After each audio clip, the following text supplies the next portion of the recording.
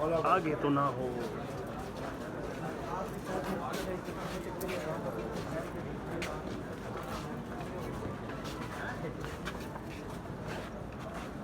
वो भी आ गया मेरे ना करो साथ।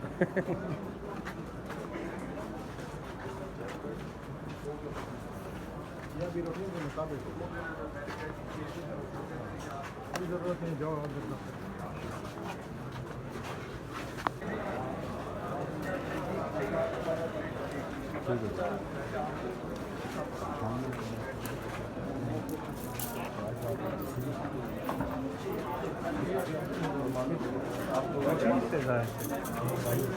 थोड़ा रास्ता सर, आपने माफी मांगी है कोर्ट से, क्या कहेंगे? जज साहब को कुछ कहना चाहते थे आप? बिस्मिल्लाहिर्रहमानिर्रहीम, अस्सलाम वालेकुम। मैं हूं शाहिद सकलैन और आप देख रहे हैं मेरा यूट्यूब चैनल। आज की इस वीडियो में हम नूर मुक़द्दम कत्ल केस के हवाले से बात करेंगे। 2-3 बहुत अहम डेवलपमेंट्स हैं जिनके हवाले से आप भी क्वेश्चंस करते थे और हम भी सोच रहे थे कि आखिर ये डेवलपमेंट्स क्यों नहीं हो रही हैं।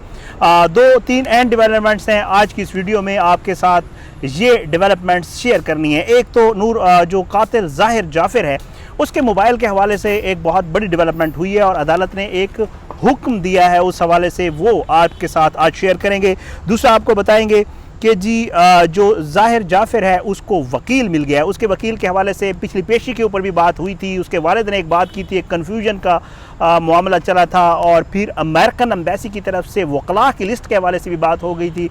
वो चीज़ अब क्लियर हो गई है और अब ज़ाहिर जाफ़िर को वकील बाकायदा तौर पे मिल गया है। वकील कौन है, कैसे मिला है, क्यों मिला है, ये सारी तफसील आज की इस वीडियो में आपके सामने रखेंगे।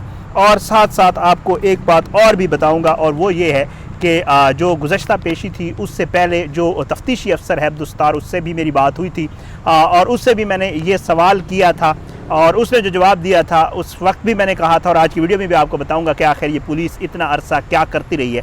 इस हवाले से आज की वीडियो में जो है वो आपके साथ अपडेट शामिल करेंगे। नूर मुक़द्दम कत्ल केस में जो मोबाइल है वो एक बहुत बड़ी अहमियत रखता है इस सारे केस में, क्योंकि मोबाइल डेटा फोरेंसिक होगा और मोबाइल से जो चीज़ें निकलेंगी वो इस केस के ऊपर बहुत हद तक असरअंदाज होंगी। आज तक जो है वो मोबाइल नहीं खुला।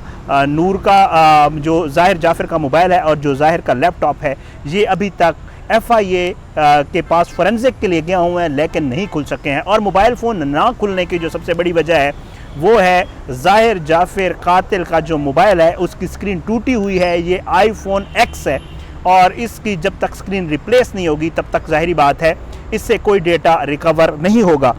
इस हवाले से जो है ये जो मोबाइल का जो पार्सल है ये तकरीबन 29 जुलाई को जो है पुलिस ने बनाकर भेज दिया था FIA को फोरेंसिक के लिए, लेकिन तकरीबन मेरी जो गिनती है उसके मुताबिक 69 दिन गुजरने के बावजूद आज तक उस मोबाइल के हवाले से कोई चीज़ सामने नहीं आई। अब पुलिस ने जो है एक दरख्वास्त मूव की है। उस दिन मैंने पूछा था गुज़श्ता पेशी पे, आपके साथ शेयर नहीं कर सका था क्योंकि चीज़ तब तक कंफर्म नहीं हुई थी।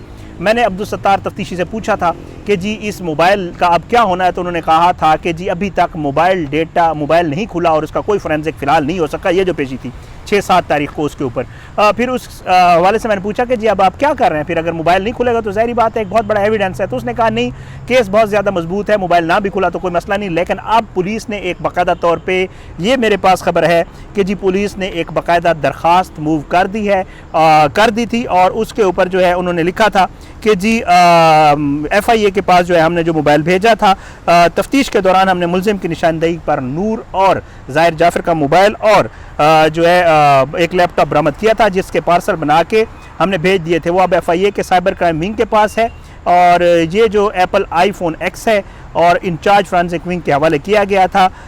इसकी तहरीरी रिसीविंग भी ली थी। इस मोबाइल फ़ोन की स्क्रीन टूटी हुई है, मजाज अदालत स्क्रीन तब्दील करने की इजाज़त दे ताकि स्क्रीन मुरम्मत करा के इसमें से जो डेटा है वो रिकवर किया जा सके।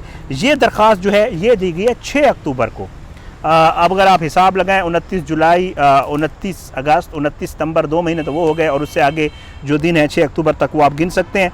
इसमें 100% मैं समझता हूं कि ये पुलिस की नेग्लिजेंस है। पुलिस आज तक क्या सो रही थी।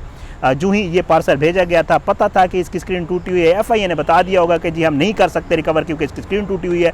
ये दरख्वास्त मेरा ख्याल से पुलिस को बहुत ज़्यादा पहले मूव कर देनी चाहिए थी।